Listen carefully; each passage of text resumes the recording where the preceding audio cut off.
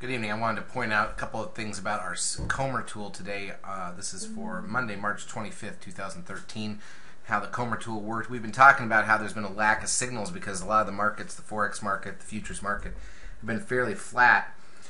And today, we finally got a little bit of range and some better things happened. So let's take a look at what that looks like. Here's the Aussie dollar, for example. The Aussie dollar 5-minute chart going back the last 24 hours. And look at what happened today. You had a 13 sell signal right up here at the top overnight. And then after the big move down, you got a 13 buy signal right here at the value area low, the new value area low. Pretty specific. I mean, that's right on the numbers. Let's take a look also at what happened on the pound.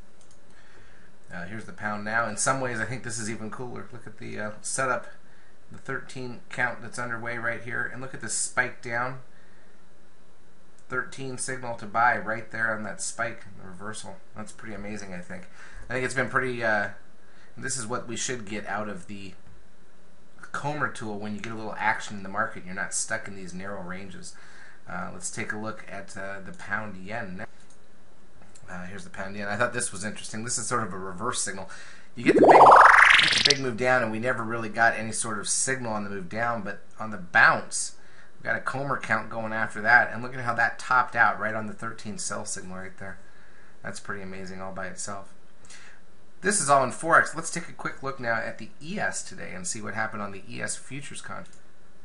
So here's a look at the ES, and again, I want to point out that this weekend I put a YouTube video up talking about how we hadn't had a Comber buy signal or sell signal intraday on the 5-minute chart of the ES futures since February 28th.